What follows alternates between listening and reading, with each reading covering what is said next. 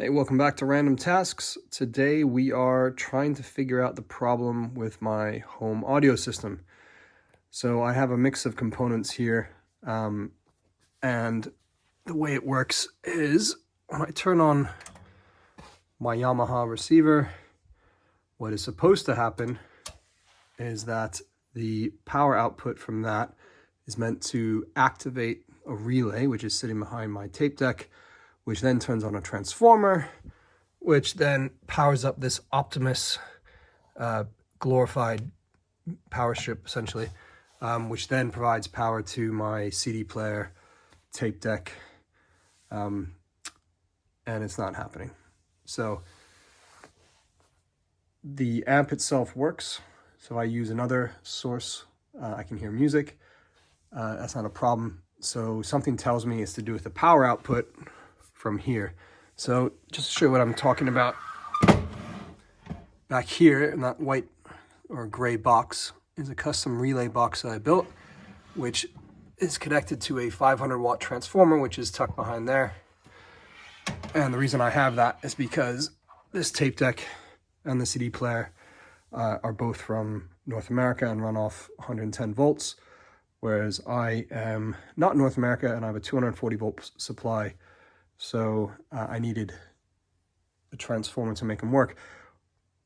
The reason why I built the relay box is that I didn't want the transformer to be on all the time. I only wanted to switch on when I powered up the amp. So with the help of my dad, who's an electrical engineer, he gave me a bit of advice on how to set up a quick, sorry, not quick, but a fairly simple relay box to make it all work. I'll show the wiring diagram of how that all works, but there's no point taking it apart and showing it because that's not the problem. Well, it's part of the problem, which I'm guessing, which I'll get to. But I did use my multimeter and check, and I am not getting, well, I'm getting 240 volts where it's plugged into the wall, but where that is plugged into the back of the receiver, I'm only getting 6 volts, which tells me that most likely culprit is that the fuse inside there has blown. But I won't know that for sure until I take it apart. So time to unplug a whole bunch of stuff and get that out of there and into my workshop. Okay, so I unplugged everything from the receiver and brought it into the workshop, dusted it off a little bit, but this outer shell on the receiver is held in by 9 Phillips head screws, so I'll take them out, but this is a Yamaha RX-V657. So it's pretty old, but it's still, does its job really well, and I've got a lot of analog components, so this works pretty well for my needs. So I'll take these screws out and then see what's inside. So with the screws out, simply slide this, or tilt it rather, up and then out. And also just to note that the screws on the side are different from the ones on the back and the top, so you got to make sure you're paying attention to what goes where. So if we look inside here, you can see this is the AC outlet. It's rated at only 50 watts, which is not a whole lot considering this is 240 volts that I'm dealing with.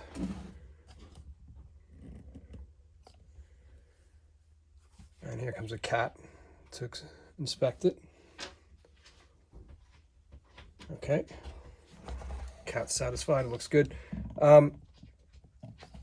So there's a few fuses along here. I need to figure out exactly which one is potentially bad. So I've got my meter out and I'm just going to do a continuity test on the fuse, which I think is the problem here. Now obviously if the way this works is if I touch these together, you hear the beep, which means that there's continuity. I touch this, yeah, that fuse is not working. Just as this other fuse up here, which is not the problem, is fine.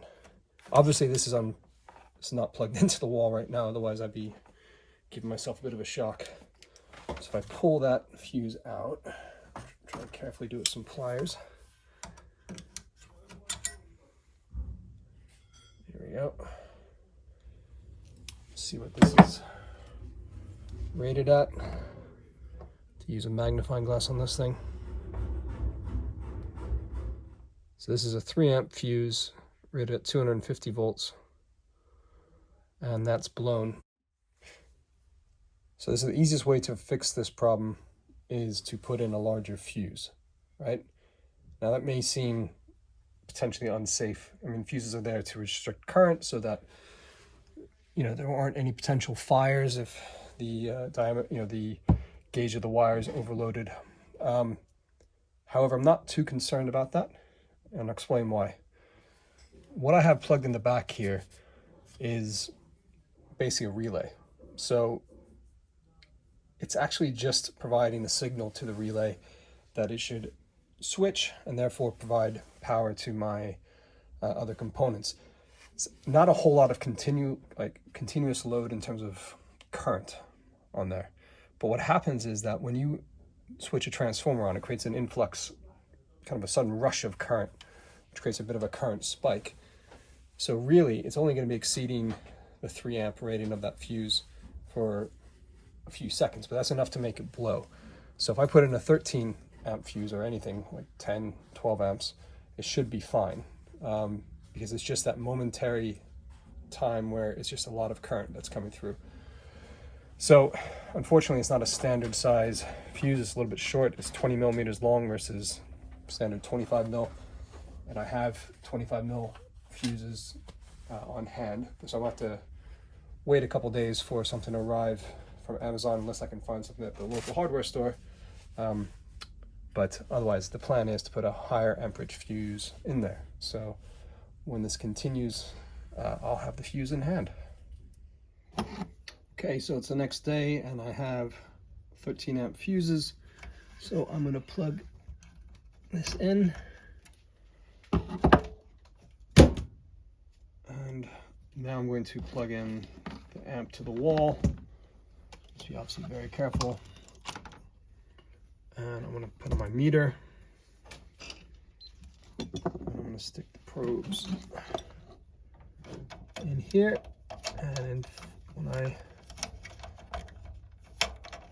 switch on the amp, which is, should get some 240, there we go, 240 amps, perfect. So that has solved my problem, and I'm going to unplug this before I accidentally hurt myself. Good.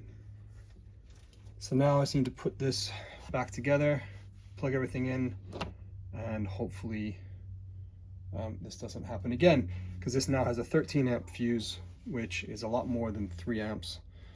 But given that I'm in the UK and that's what comes out of the wall, every single UK plug is a 13-amp fuse in it, more or less, and that should be fine. It's never going to exceed that.